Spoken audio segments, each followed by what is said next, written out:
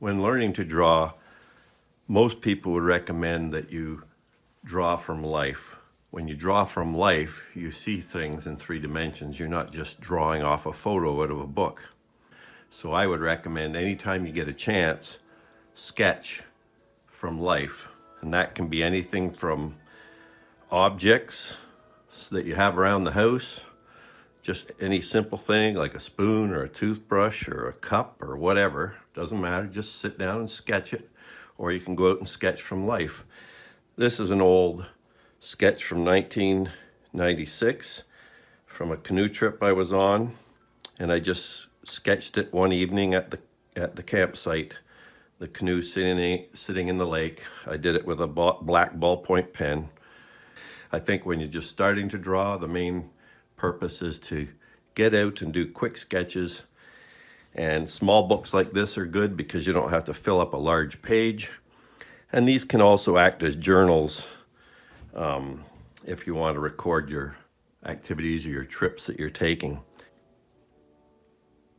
Another little scene that I did back in 2009, just looking out from our porch of the house out onto our barn, showing the horses and the riding rink, just in blue ballpoint pen. Quick thing, you probably do it in 15 minutes or so, and a nice little record. Just a very quick sketch of my son back in 2009 again, when he was like 10 years old. So he's at the computer, sitting on his chair, kneeling on his chair, and just recorded the moment. Pets are always a great source of inspiration for the artist. So here I had our old dog Spook was sleeping on his bed. And don't worry if you get things wrong or if things look wrong. It's all practice. And every good artist says the best way to become a good drawer or a good artist is to draw every day, sketch every day, draw every day, as much as you can. And that can be anything from just 5-minute, 10-minute sit-down sketches to more elaborate things. Here's another one I did of our old dog Spook back in 2010, this time in ballpoint. So you can draw this out in pencil first if you feel more comfortable doing that, or you can just start lightly in pen, make corrections as you go, judging the relative size of the object you're drawing, how each section of that object compares to the rest of it, how big is his head compared to his rear end, or how long are his legs compared to the body, that type of thing. How big is he compared to the dog bed? It's all this proportional judgments.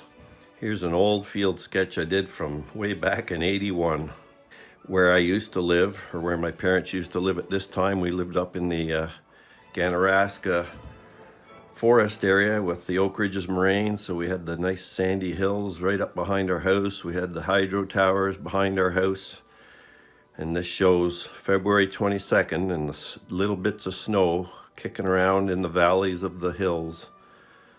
Fence line here, so a hawk flying by. So just with an hour's work maybe or less, I've captured a feeling of that day, which is the real fun part I find of doing field sketches. Where I used to work, a fellow brought in this bug and wanted me to identify it.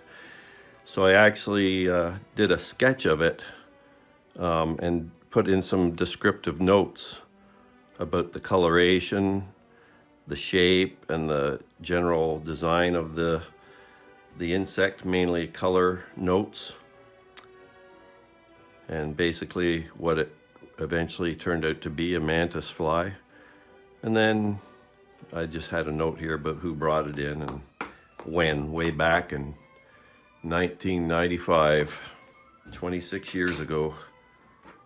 Here's a little sketch done from a porch of a cabin we were staying in Costa Rica. So I was sitting on the porch, looking out over the railing, had a nice roof on it here with the rain falling down at night, and then outside the lush tropical vegetation with the big large leaves. So it was a neat little drawing to do. Just another example of sketching from a an animal, in this case a dead red squirrel. I worked in a park for a number of summers and found these animals occasionally killed on the roads and whatnot. This one was still in good shape, so I basically just sketched it from life, or death I guess you'd say, way back in 1988. And it's useful as I do a lot of wildlife art. It's good to have first-hand observational detailing of the various structures, the feet and the eyes and the ears. And sometimes I just go out and do landscape sketching, and I'll write a lot of notes in for myself to remember what I was actually looking at. So I might use this idea as a background for a bigger painting. And so I've just got notes here about the gray blue hazy sky, hazy to the distance, due to distance back here, this tree, old juniper. This tree was almost a silhouette. And I've got a few other names of species here: viper's bugloss, mullein, evening primrose, grass and plantain, mullein, viper's bugloss. This was across the road from our house. I have a note here in September 88.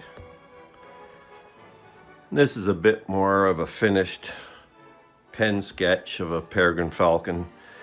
So I would have probably drawn this out first in pencil just to get the shape and the location of all the structures, and then just did the detailing of the feathers very carefully with the pen and making the contour shading so it looks nice and round. So just to show you the detail you can get. This is actually an example of a more finished drawing as opposed to a field sketch.